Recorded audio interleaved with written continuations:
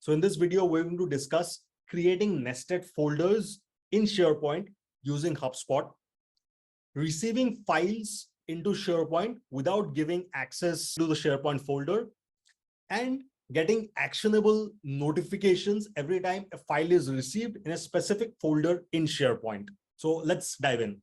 And I'll create a workflow from scratch. So I'll just go with say deal-based workflow.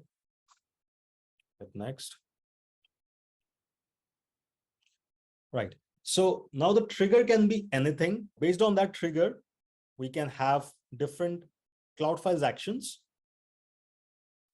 If you have the Cloud Files tool installed in HubSpot, you would get access to all these different actions.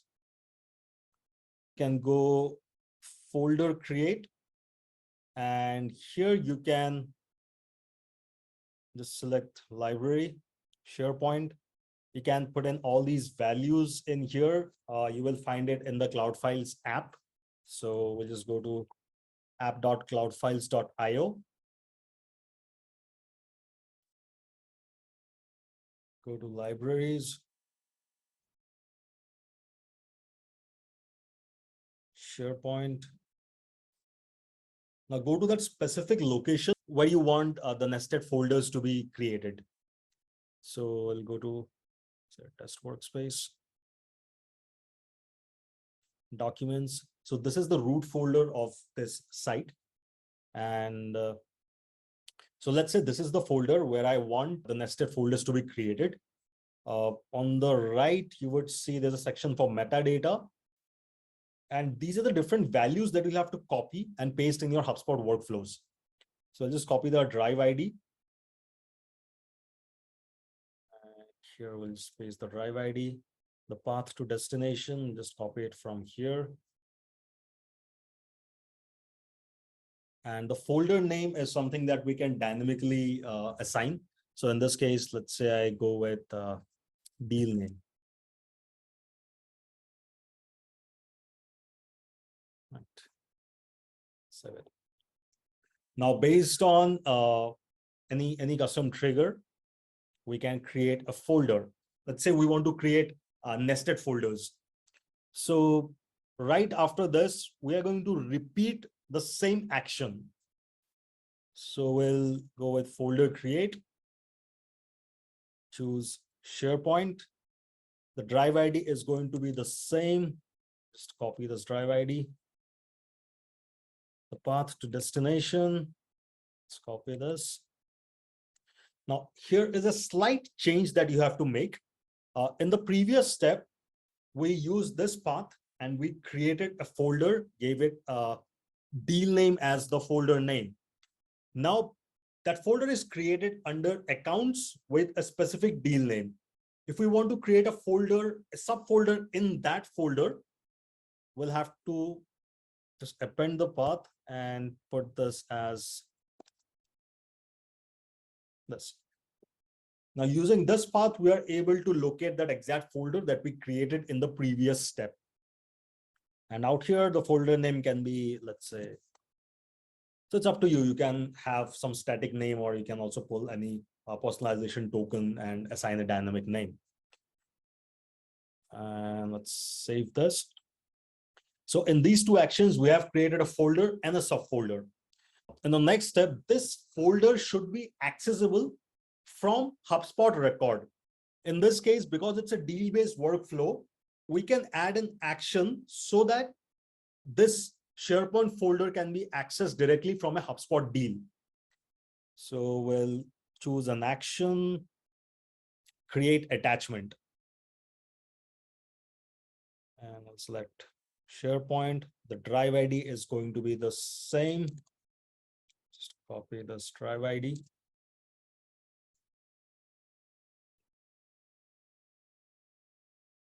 The path. So, yeah. So while assigning a path, you have to be careful whether you want to attach the folder created in this step or the folder created in this step. And accordingly, you'll have to assign the path. So if you want this folder to be attached, we'll put deal name. Now it's able to pick this particular folder. If you want this folder to be attached, then you'll have to change it, and because this is the name that we specified. So make sure you are defining the path accordingly. So in this case, I'll just attach this folder, and root folder ID is not required in this workflow. Saved. So in this 3 steps, we have created nested folders, and we have also attached the folder to the HubSpot deal. So this is the first part of the workflow. So what I'm doing here is, instead of creating a very long workflow, this is going to be the first workflow, and then we'll just connect it to a different workflow. That way it would be easier to manage separate workflows. In the second workflow, we are going to create a data room with an external sharing link. So data room is basically a portal, and it can be accessed through a link.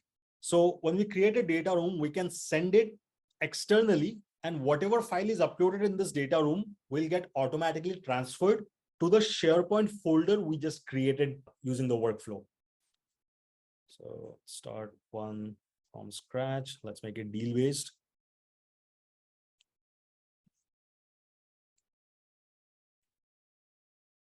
Okay, again, we're going to leave this trigger as blank and add actions. So the first step is to create a data room.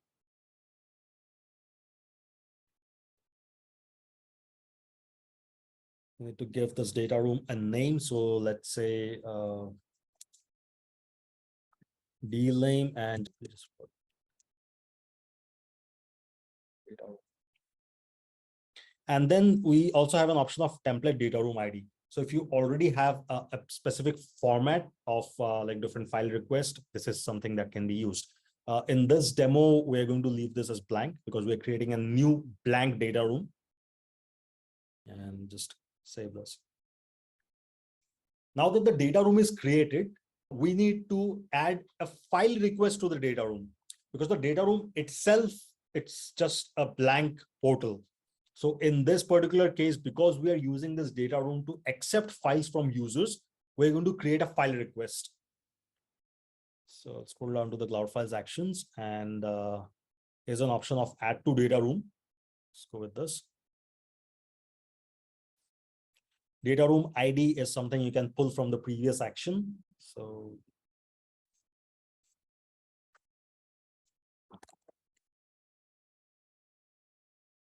here's the data room ID.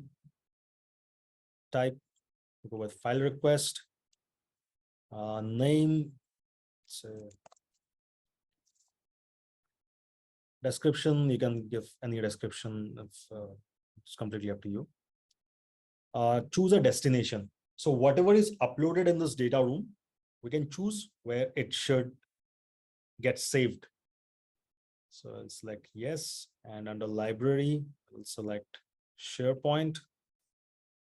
Drive ID will go back to the Cloud Files app. The values are going to be the same. Copy this. Path to destination. Copy this. Again, you have to be careful about what path you're putting as the destination folder. So if I leave it in accounts, then whatever is uploaded will get uploaded into the root folder. We don't want that. So we'll append this and put deal name. So because we already have a workflow which is going to create a folder dynamically and assign the folder name as deal name. So that is the destination folder that we are going to pick. If it is, if you want the uploaded file to be, if you want the files to be uploaded in the internal folder, you can just specify that here.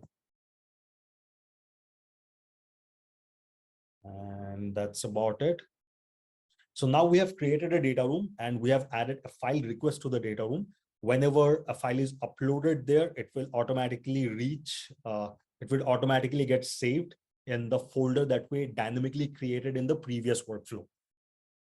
So now that we have the data room created and we have added a file request to the data room, in the next step, we're going to take this data room and attach it to the HubSpot deal. That way, the data room can be accessed directly from a HubSpot deal. And if any changes need to be made, that can be very easily accessed.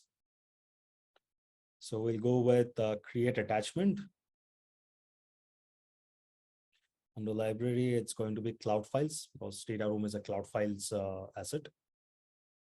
Resource type data room. ID, just scroll all the way down and you will find app to data room and create data room. So just go with create data room and select the data room ID from here. Path and resource root folder ID is not required in this case. So we'll just save this. Now that we have attached the data room to HubSpot, we need to generate a sharing link that can be used for external sharing. So we'll go with share attachment and scroll all the way down. And right here, you can just go to create attachment and select the new attachment ID. So this action is going to generate a sharing link for the data room. Now that we have the sharing link, the next step, we are going to copy that sharing link in a HubSpot property. Now, if we have that external sharing link in a HubSpot property, that can be very easily used in sales sequences or in HubSpot marketing emails. Just copy. So here's pick URL. And this needs to be copied to just create a custom property where you can copy it. I have already created a property. So data room URL. Now, so we have created a data room and we have copied the sharing link into a HubSpot property. This way, you can automatically trigger an email to be sent to the user with the data room link where they can upload all the files. All the files that are getting uploaded will be automatically saved in a specific SharePoint folder that we dynamically created using another workflow. So in the third part of the video, we are going to trigger an actionable notification. So every time a file is uploaded, we want a user to be notified. So let's, all right, so this is done.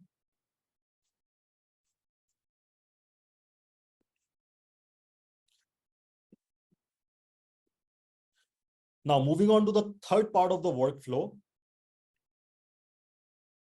we'll have to create a contact-based workflow.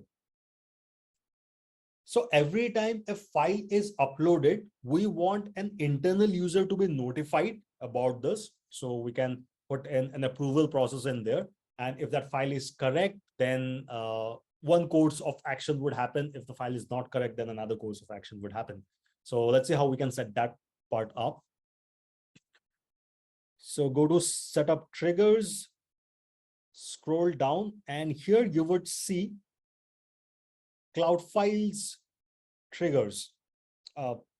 This is a test account, so Cloud File staging is showing. In your account, the staging will not show, but these four options would show up.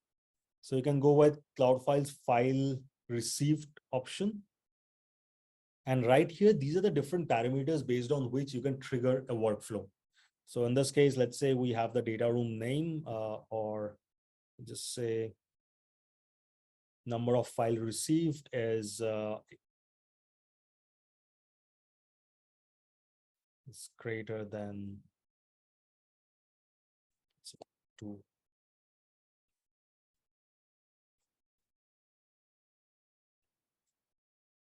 Save this. And there we go. So based on this trigger, you can have different actions. Or you can also do an if-else statement where, like, if the number of files received is greater than 2, do this, else do something else. So we can also do something like if then branch. And even here you can have these different options. So let's go with cloud files, file received. So you can do something like number of file received is equal to 1, else say number of file received is equal to 2, and then the third one can have, let's say, 3 or more. So depending on the process, how you're setting this up, you can use these different triggers to notify internally that the file was received. These were some of the capabilities of the tool. You can visit our website if you have any follow-up questions or would like a demo of the tool. Thank you.